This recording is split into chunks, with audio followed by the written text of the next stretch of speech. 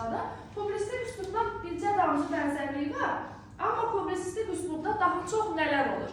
Hadisə, icad, müharibə, qəzet, bölgə, yəni ərazilərin adları haqqında bizə məlumat verirsə, deməli, həmin mətn publisistik üslubdadır. Bax, bir daha təkrarlayım. Mətndə hər hansısa bir hadisədən danışırsa, mətndə anlaşılan məlumatlar verirsə, müharibə, bu tipli bir şeylər varsa publisistik üslubdadır. Gəlin bunu oxuyaq. Deyir ki, 1990-cı il yanvar ayının 19-dan 20-sinə keçən gecə xalqımızın tarixinə qanla yazılan həmin faciə baş verdi. Bu faciə təkcə Bakıda deyil, Respublikanın əksər bölgələrində hiss olunacaq qədər itki ilə nəticələndi.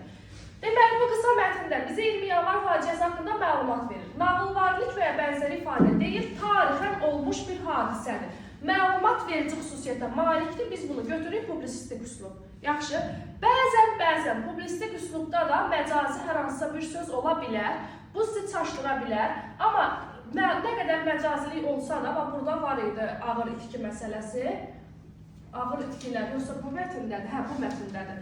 Deməli, hər hansısa bir məcazi ifadə sizi çaşdıra bilər, amma publisistik üslubda məcazilik üstünlük təşkil etmir. Bu üslubda bu hissəni oxuyun. 2020-ci ildə Bərqan qonşularımız atəşkəsi şiddətli şəkildə pozması nəticəsində İkinci Qarabağ müharibəsi başladı. Müharibədə ağır itkilər olsa da, Azərbaycan tərəfi qalib gələrək öz gücünü dünyaya sübut etdi. Nəticədə 30 ildən çoxdur işğal altında olan əzəli Azərbaycan torpaqları geri qaytarıldı. Məlumat verir, ancaq məcazi mənada ifadədə var idi, orada bir dənə ağır itki, yəni bir dənə siz ağır itki sözünə görə götürüb bütün mətni bəlkə götürə bilməzsiniz. Məcaziliyin olması sizi çaşdırmasın.